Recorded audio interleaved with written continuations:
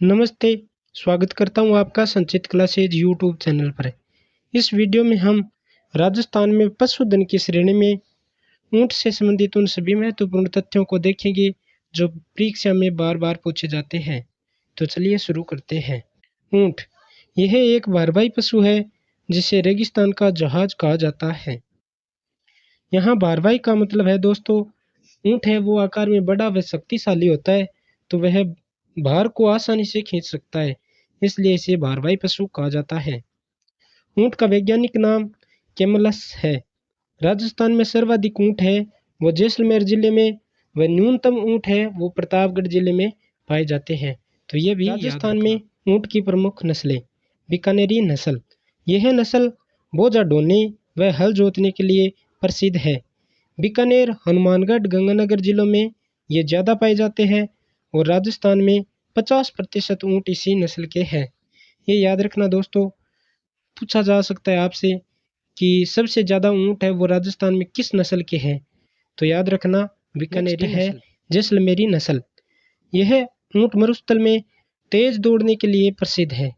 आपसे पूछा जा सकता है तेज दौड़ने के लिए कौन सी नस्ल प्रसिद्ध है, तो याद रखना जैसलमेरी नस्ल। और ये राजस्थान के जैसलमेर, बाड़मेर, बालोतरा, फलोदी इत्यादि जिलों में सर्वाधिक है।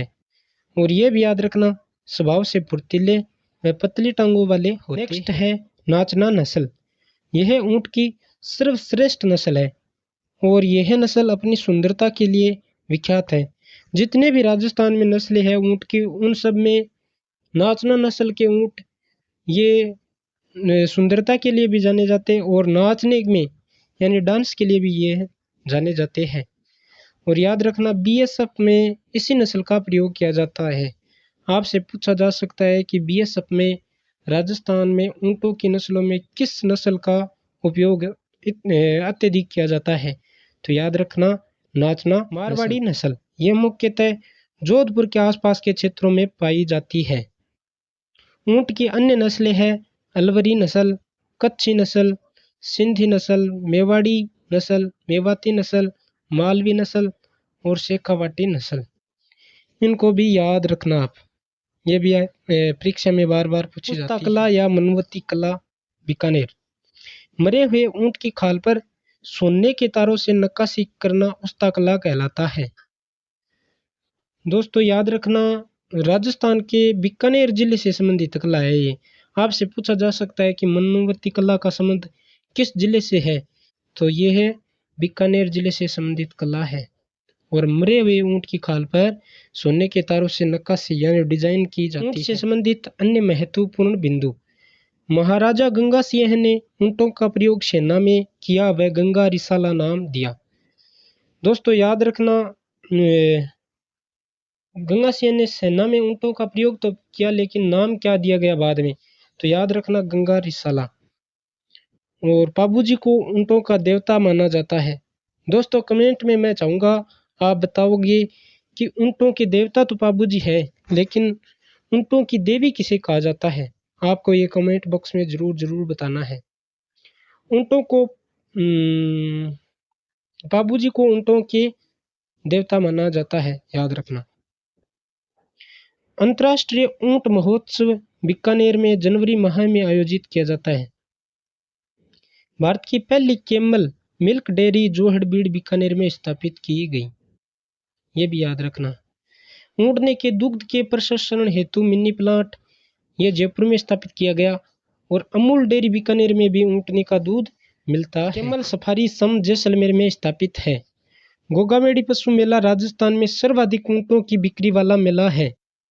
गोगामेड़ी ये हनुमानगढ़ जिले में स्थित मंदिर है गोगा जी महाराज का। यहाँ पर मेला भरता है तब ऊँटों की बहुत ज़्यादा बिक्री होती है, ये भी याद रखना। अशोक टांक को कैमल मैन ऑफ इंडिया कहा जाता है। आपसे पूछा जा सकता है कि राजस्थान में कैमल मैन ऑफ इंडिया कौन है, तो याद रखना अशोक टांक।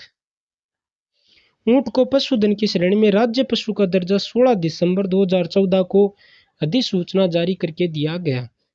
आपसे पूछा जा सकता है किस सन में दिया गया, तो याद रखना 2014।